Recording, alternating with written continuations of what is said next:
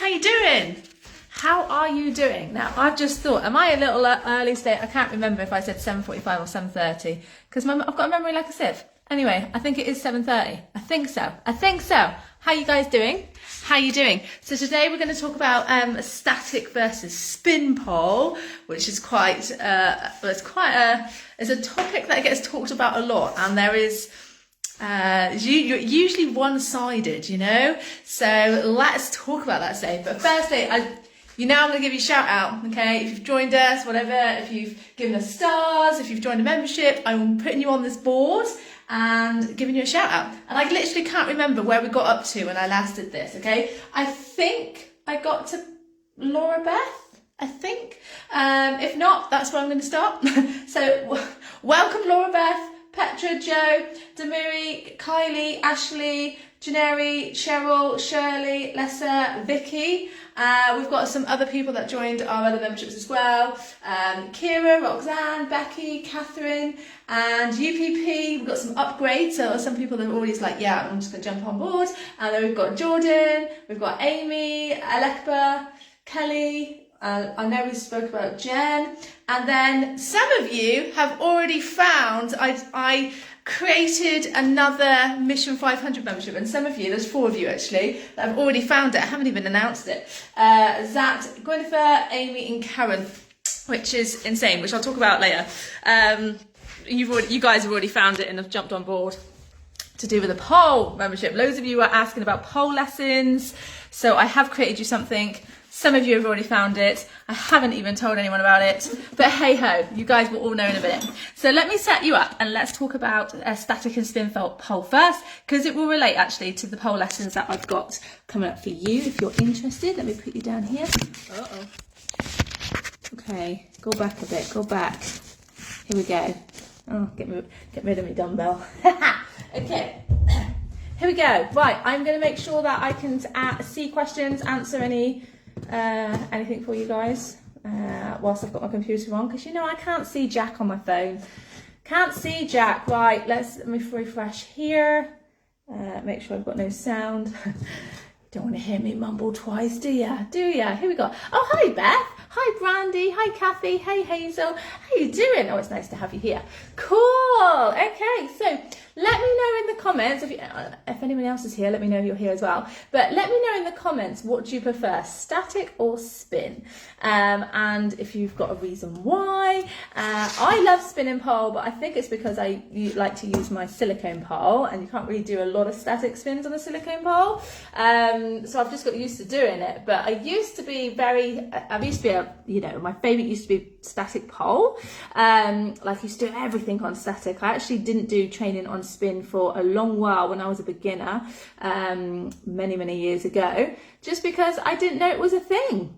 And I think for a lot of people who know nothing about pole, they're always fascinated, aren't they, when they realise that the pole can spin as well. So it was one of those things. Anyway, so static and spin pole are very different in how you learn to do them. Beth says, I love spin, but it makes me feel sick sometimes. Yes, I remember when I first started spin, I used to feel sick as a dog. And I remember several classes having to lay down on my back, feet up in the air, I don't want to puke. It was horrible. I remember that so well. And I remember it, I think I remember it more because we didn't do spin pole very often. So it always felt like 10 times worse. It wasn't fun. So I do recommend that you do both. You do spinning pole as well as static. And I know that can be a controversial topic. And lots of people always say, I just want to do, I recommend doing static pole only for beginners. And I totally disagree with that. And, we've all got our own, entitled to our own opinions. But just think about it. If you are doing, like I did, started off with static, and so many of you may already start off with static for so long, and then you jump onto a spin pole, it feels completely foreign. And then for most people, they avoid it just because they can't control it, because you're so used to already have that momentum that you need for a static pole. Trying to go to a spin is I hate it. So that is why I recommend that you learn both from the very beginning. Who else is saying here? Amy, prefer static as it makes me feel sick, but spin looks really good. I do keep trying a little bit of spin on the hopes I'll get over the sickness. Yeah, you will. Like I was saying, Amy, I used to feel as sick as a dog because I didn't train it often. I used to just train it every now and then. And that didn't work for me. Like, I would always feel as sick as a dog if I didn't do it little and often. So in the lessons, guys, if you've joined us anyway, you'll find it in the structured lessons, but we have all the pole moves that maybe I've done on spin, there's always a static option as well. So you can do both. So you can learn both options because they are taught differently. Even though it could be the same move, obviously with static pole, you need to create momentum yourself. With a spinning pole, you don't. So starting from the very beginning, doing both because they are different techniques, at least that way as you progress, and if you do more spin, it's not going to be completely foreign to you. Does that make sense? And there's going to be some moves that are best to be done on spin, and there's going to be some moves that are going to be best done on static, especially when it comes to spinning moves, right? Who else we got here? Hazel says, love both, but spinning hard to control. So again, Hazel, you must have been a static polar for a long time, so spinning is hard to control. Kathy says, static movement is not my friend, which surprised me because we've done a lot of spin in classes. However, when people say about controlling this, so with static, I'll start that again. When you do a static spin, you create momentum, right? So you have to lean away from the pole and create as much gap between you and the pole to get around, okay? Whereas with a spinning pole, you're actually quite close. So the momentum comes from you on a static pole, but with a spinning pole, you're having to hold yourself. So even though you're not necessarily moving yourself around the pole, you're holding it in place on a spinning pole, you're still having to hold it. See, can you see how that is just as beneficial as learning to lean away, because you're having to hold certain moves, so you're going to develop your strength that way as well. But obviously you want to learn to lean away from the pole and create momentum yourself. So they are two completely different things, and that's why I think they're so important to learn from the very beginning, because you're still building your strength up with your spinning, as well as building a different kind of strength and technique with your static spins. Hopefully this makes sense. But hey Kelly, how you doing? Kathy says, I will do some spin on my new pole, promise. Awesome. So with a spinning pole, you can't, if you've only ever done static, so if you're new to this, please make sure you do both, okay? Because it's so hard just to be able to step into a move when you're doing it on, doing a spinning pole move. So for example, if you're doing a chair spin, with or say, let's go with just a step around, okay? Step around on a static, you really have to lean away from the pole. So if you did step around, say into a front hook, or step around into a back hook spin, your body is as far away from the pole as possible. If you try to give the same amount of momentum on a spinning pole, you would fly off, and that's why most people hate it, because they start the move the same way, and you really don't want to be doing that. And with static spin, sometimes it's good to walk around the pole to create that momentum, to already get that movement going. Whereas on spin, you kind of don't want to do that either. Because the minute you kind of want to do the least in a spinning pole, almost just just as if you're going to walk. I'll show you what I mean. This pole is on spin, this is a static. But the other thing I really hate about a static pole, or static pole in general, if you're going to do it for spins, where's my cloth gone? Is the fact that you have to warm up your pole. That really gripes my shit. I'm like, oh, okay. And by the time my pole is nice and warm, I'm freaking knackered. So that's why I like my silicone pole so much. It's because I don't need to warm the bloody thing up. And it was funny actually, because I was recording some static spins earlier. So what I tend to do is I record all my lessons, and then I'll do whatever I need to do on the spin pole. And then once I've done them, I'll go back and then re-record on doing static spins for those that don't have a spinning pole, and for those that want to do a bit of both. And it was really annoying because I'd worked so hard and I was already nice and hot. Come to record the static spins, I had so much grip that I couldn't actually do the spin because I was so hot. So So that's another thing as well. So if you're doing any spins, do them at the beginning of your session, just because if you get too hot, especially my legs get so stuck. I was trying to do a front hook spin and I was like, oh, come on. So having to wear leggings on my chrome pole just because I couldn't do the move without getting stuck. But one of the things that I see a lot of when people use do a static spin, and a lot of people say to me, oh, I don't want to do it on spinning pole, I'm better on static. And I'm like, yeah, that's because you've only learned static, so that's kind of really a reason why you should do spin. But I also find that they don't use, like, when you spin on a static pole, your hands want to move down at the same time. Now what happens is the top hand will just slide down as normal, but they tend not to loosen the bottom hand. And what will happen is you start in a really good position, okay? So inside hand high, pulling down, outside hand across chest level. But as they start to spin, as this top hand starts to slide, the bottom hand, they don't move down. And then they find it's like up here. So that's one of my things that I would want you guys to look out for, is when you're doing static spins, are you moving both hands down at the same time, or is the outside arm usually the one that's stuck? Does this make sense? So let me move you about a bit so I can show you a bit more. Let me use this. That's why I've got it out, so I can lean against it. Okay. So I don't know how warm my pole is, we'll see. So if you're doing like a chair spin, let's see if I get any grip, shall I? Okay. Okay. So what you want to be doing is you want this top hand, like I said, will naturally slide down the pole as you spin, okay? Unlike a spinning pole. On a spinning pole, once you've got hold of the pole, your hands don't move. You just keep them glued there and you keep squeezing and you keep pulling down. So that's going to build your strength one way. But with a spinning pole, your hand does glide around the pole and it loosens the grip and your hands will move down. Now, like I said, the inside hand will naturally do that. Outside hand, you have to work for it. So if I'm doing a chair spin, I'm using this outside hand to also keep me away. But if you have it gripped too much, that's when the hand sort of stays where it is and the top hand comes down, you'll be in this position. So you really want to make sure this hand is quite loose. So you just use it to keep pushing yourself away, but with the momentum that should help you anyway. So you can glide the hand down. Does this make sense? I feel like I'm sweating already.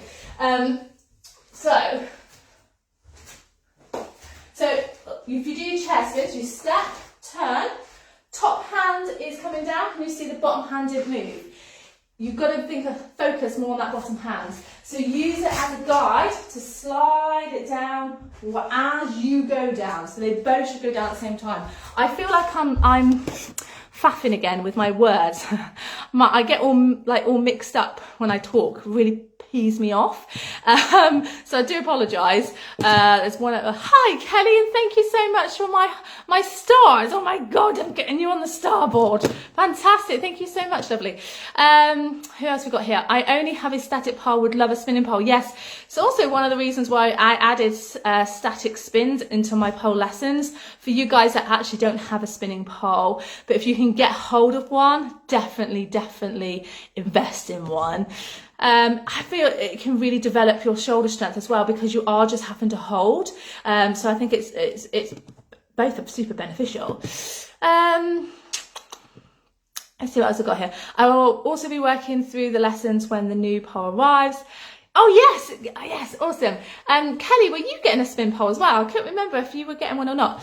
Have you found one suitable? Yes, I would love to say I'm going to clear the spare room, but that's not going to happen. It's going to stay a mess. You can have a messy room, as long as you can still pole, it's fine. Hey Daisy, how you doing, lovely? Oh, cool. Okay, so we've kind of looked at or talked about static versus spin. I'm just going to talk about that a bit more actually. So with a static spin, if you can see there, I was like leaning away from the pole. So if you've ever done like a pole walk, which hopefully you will have done in the beginner session, you pull your hip away from the pole and you walk around, yeah? That is like almost like they're preparing you for your spin, okay, for spins later on. Is getting that momentum, getting that pole as you walk away around from the pole, because that's what's going to give you the drive to get around. If you stay glued here, can you see, like if I just go into a chair spin now, You don't go all the way around. So if you're struggling, get your hip away from the pole. You can do a couple of walks and then sweep around, and you'll find that you'll get your spin all the way around. Yeah? Does this make sense? Another great thing with a static pole as well is you can like practice your landings, as in if you are spinning, if you're doing a static spin, try and land, try and loosen the grip or hold on a little bit longer until you like face the direction of your camera, for example. So that's a really great way to build strength and control in your static spins. You know, if I did a chair spin, if you're just used to only getting, you know, maybe halfway, maybe go here, what I want you to do is focus on trying to keep your knees up, creating more momentum to start, or sorry, to finish where you started. So you go all the way around, then land. Does this make sense? So that's kind of fun to do. So with a spin pole, you would put your inside hand up and you would be a lot closer. We wouldn't be pulling away, okay? If we pull away and you go into that spin. So the difference is, if you do pull away, you can pull away, but it'd be so much more difficult when you're doing this on spin. So say my pole is on spin, it's not right now, but say it was on spin and I get my hip away. Because I'm leaning this far away, I'm going to drop when I bring my legs up because my body is going to come closer to the pole. So this is why we want to start closer. So when we bring our legs into like a chair position or whatever, we're not going to get that drop. So what I mean, I'll see if I can explain that better. So this is where you want to be in a spinning pole spin. So all you do is you do a little step forwards and you'll just literally bring your knees up. You wouldn't even do a massive kick or anything. If you're really struggling and you're going too fast, just step, lift. If you are not getting your spin too well, you just do step, little circle, lift the knee. And it's tiny movements, okay? Just even like lifting your legs off the floor, you'll find the pole will spin if you're on a spinning pole. Whereas if you're leaning away to get that momentum on static, but you do this on spin, this distance needs to come back to the pole. So from here, it might feel good to do a chair spin, but when I come into the pole, so if I bring myself in with my arm like this, you see my arm is bent, so that means I would drop. So if you're feeling or finding that you are dropping when you're trying to do spinning pole for the first time, it's probably because you're so used to extending away when actually we need to be closer, okay? Another thing about static and spin, it's really important to, if you're looking at doing competitions, for example. Now, I'm not no competition pro by any means. I just know most competitions require, you have those two poles. You have a pole on static and you have a pole on spin, because they're looking at how your ability to work the apparatus with both options. Does that make sense? So again, if that's like a goal of yours, then you've got to start getting your spin pole in if you've not started spin, or if you've only done spin, get your static pole spin. Does this make sense? Okay. X-Pole, silicone, same as Kelly. Yes, oh, Kathy's getting the same X-Pole Pro silicone. Yes, I love how like us polers are like, Kathy's son is leaving home and she's like, now I've got a pole room. I think we'll all be like that.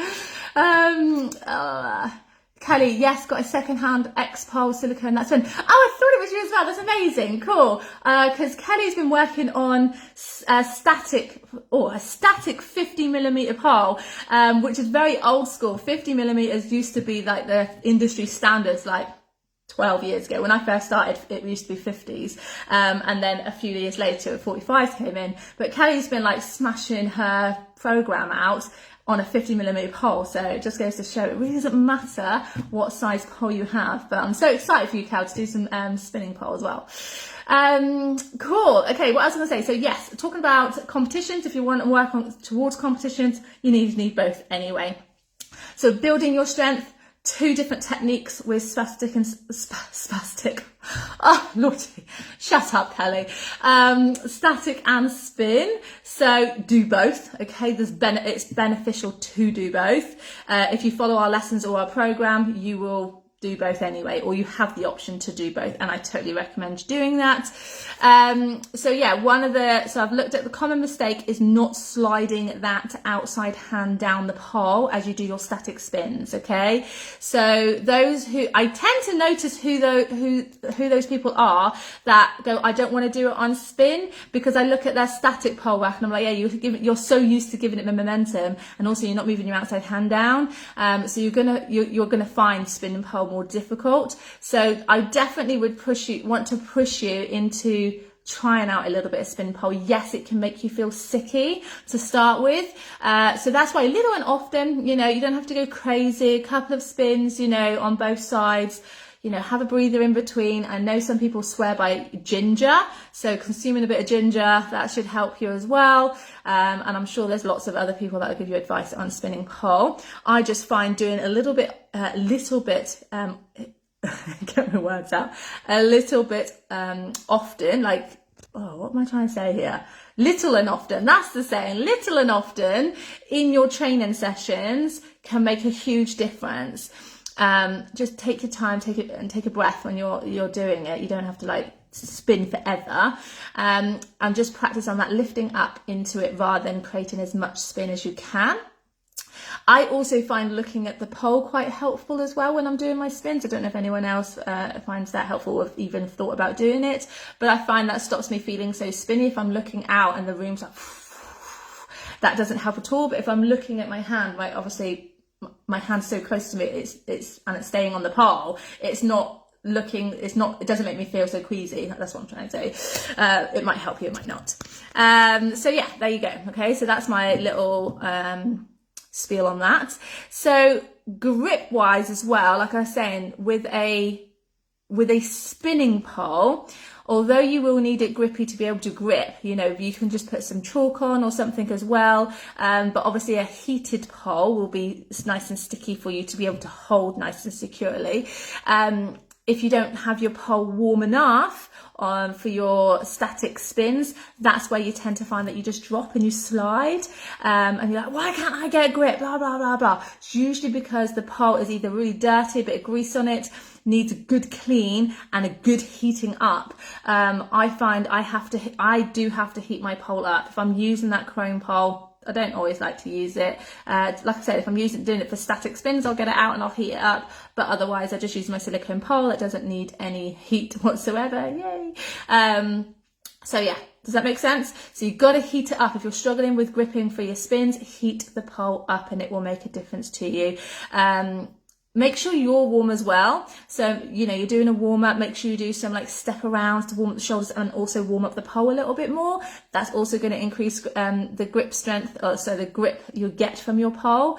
But if you're too hot, like I feel really hot right now, just feeling hot, I know I've got my leggings on. Like I said, I took them off earlier and I had so much grip I couldn't actually do static spins because I had so much grip in my legs. The only way I could do them is wearing my leggings. So if you're struggling, you're like, I've got too much grip, okay, you want to decrease your grip, and that might be you need to put some leggings on or something.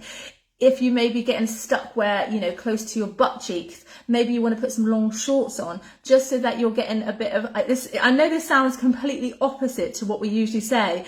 Usually it's like, if you want grip, you've got to like basically get naked, get your skin grip out and get that on the pole. But if you've got your skin that is gripping too much on the pole, we need to take it the other way. It's like, right, you need to cover up a little bit so that we can enable us to spin. Does that make sense? So that's what I had to do earlier. Anyway, right. Hey Marcia, how you doing? I have a pole room as well. Fantastic. That's so good. Isn't it good just to lock yourself away in the pole room? Hi Diane, how you doing? No worries, Cal. Daisy, I like to do static spins after my warm-up as it's a great warming up of the pole. Absolutely. There is a if you're in the program, there's a video that basically says, right, let's warm up the pole. So you do warm up and it's like, right, go and grab a cloth, let's warm up the pole, for those guys who have a chrome pole that needs warming up.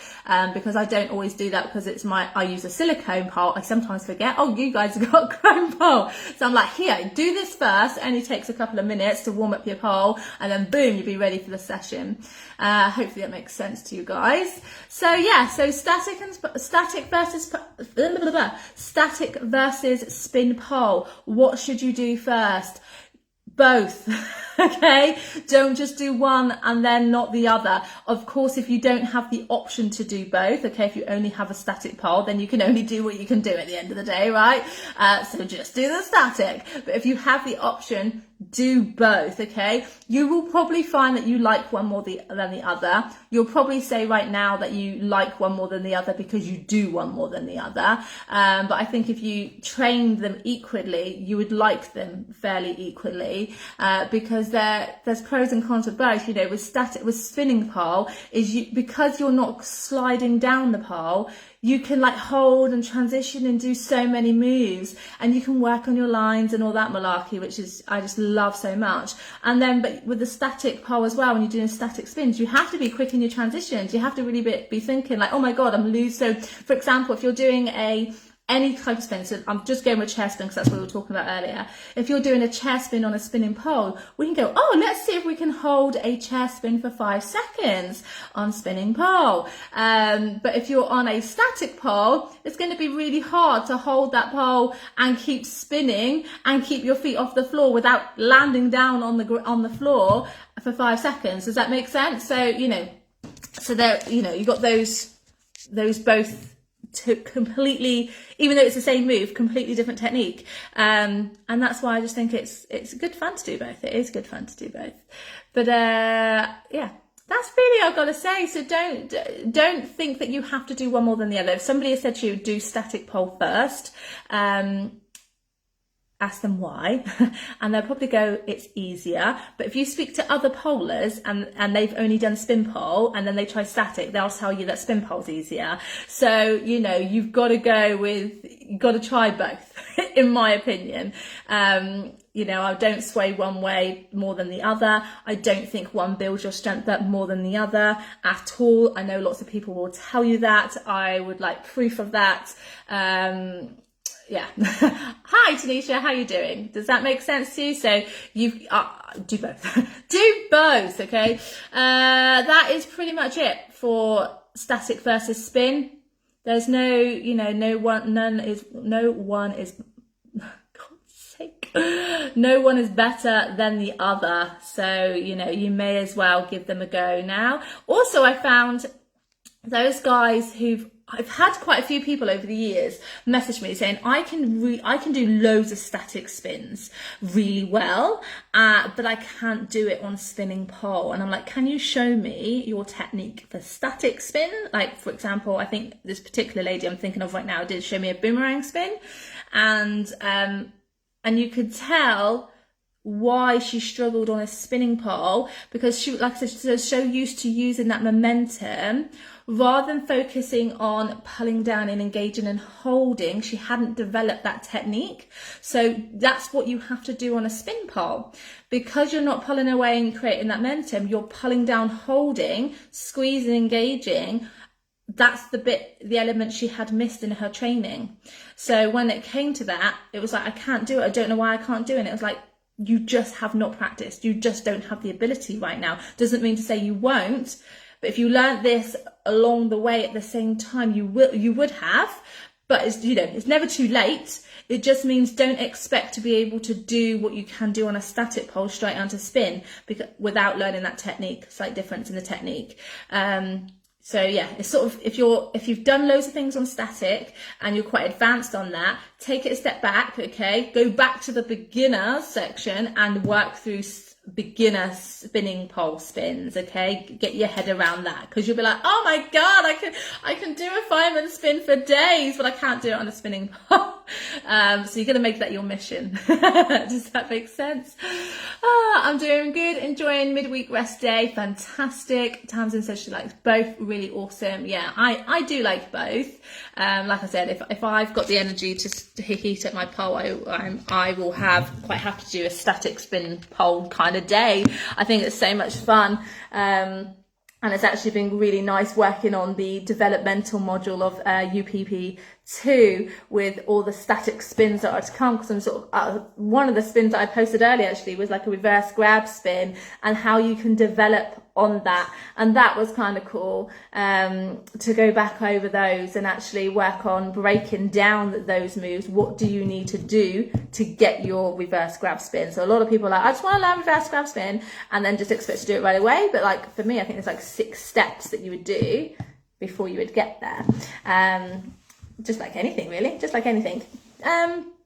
Anyway, Kelly Mark says, that's my plan, back to beginners. Really hoping it goes well. Of course it will. If you have the mindset to say it's going to go well, it will go well. If you think, oh no, I think it's going to be rubbish, then believe me, it's going to be rubbish. So change that attitude before you even go towards your pole. I'm freaking badass. I can do this. Absolutely you can. Tanisha says, I miss spinning pole. I have 11 weeks of recovery left. Then I'm going to get back into full pole routine. Awesome. While conditioning my Spin City course. Yes, you've got a lot going on, my lovely. Hey Jennifer, how you doing, sweet? How you doing? So yeah, anyway, does anyone else have any input on that, or any questions regarding static versus spin? Does it make sense of why it's beneficial to do both, and that, you know, the technique's very different? Hopefully so. But if you've got any further questions, do let me know. But otherwise, I'm not going to keep repeating myself, because I know I sometimes do that. Yeah, I'm going to smash it. Yes, Kelly, that's what I'm talking about. That's the kind of mental attitude you've got to have. You know this, guys. If you've been, if you follow any of like my lessons, particularly like, you know, Body Blast and Core Blast, particularly the new ones, we do a lot of like butt celebrations, where we celebrate the end of our workout. Okay, celebratory dance, and we get up and we have a bit of a boogie, you know, a little bit of a shimmy, a bit of an ass wiggle. It's a lot of fun, but it puts a smile on everybody's faces, and it makes you feel good for completing that session. And that means you'll also go, you know what, I really enjoyed that. I'm going to be more prepared to do it again the next session. If you end your session like, oh, that was shit, do you feel you're going to be motivated to go into your next session? Probably not. Okay. So yes, keep up with that attitude. It's awesome. Positive attitude is the way forward. It will do you wonders. Okay. So for those guys who are asking, because I know on some other threads people were like, have you got a pole lessons membership? So we do have a separate membership. However, for Mission 500, it was all about trying to be accessible to everyone. And we know that we're not always accessible for everyone. So I will give you our foundation structured lessons to follow.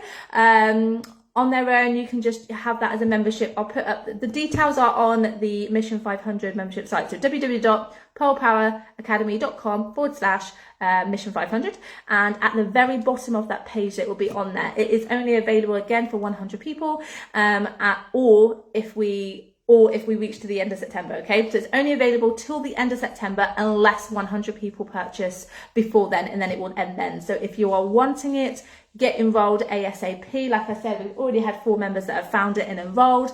So there'll only be 96 spaces left. So if you want our structured lessons and you want, you know, to make a start and you can't come and join us on our program yet, that would be a really good stepping stone for you to get going. You can have a look at our, you know, if you've done our free trial, like our free 14-day not competition, challenge, you would have already experienced some of our structured lessons in there anyway, our pole structured lessons, so that it would just follow on from that. And there's 5 different levels, so, you know, up to you if you want that or not. All right, go for it.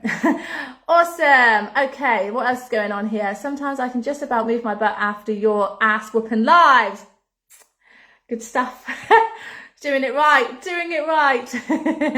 Yes, so good. It's so good to have you in the lives. So I do offer lives depending on what membership you have. So if you're doing the program, for example, if you start off with the foundation, everyone starts off in foundation. It's all about strength building. And one of the things is building that strength, that core strength, to be able to invert eventually when you get into intermediate. So we do something called MTC, and we do that live. We've got front splits coming up in September for those guys who have reached developmental, or those guys who have joined the Off the Pole Mission 500 membership. We've got a lot going on. So if you're confused, like, where, you know, you have so much. We do have so much to help you guys with, and it can be confusing. So what I recommend is you just book a call with me. I'll put the link below or above this video, wherever it may be, and you can literally just schedule a call with me. We'll have a chat and I can go, hey, you know what's going to be best for you? This option, and this is why, not that one, that is why. Does that make sense? So yeah, just book a call and we'll help you figure out what you need right now at this time. It might not, you know, things might change as you progress, but we can talk about that again later on. So I'll put that link below and you can come and have a chat with me. It'll be me that you speak to anyway. I'm not that scary, you know, I can get my words a bit muddled up. I'm a human. So yeah, it'd be good to have a chat with you. Anyway, I'm going to shut up now. I'm starting to babble. I hope you have a wonderful rest of the evening, and I will see you tomorrow. Bye.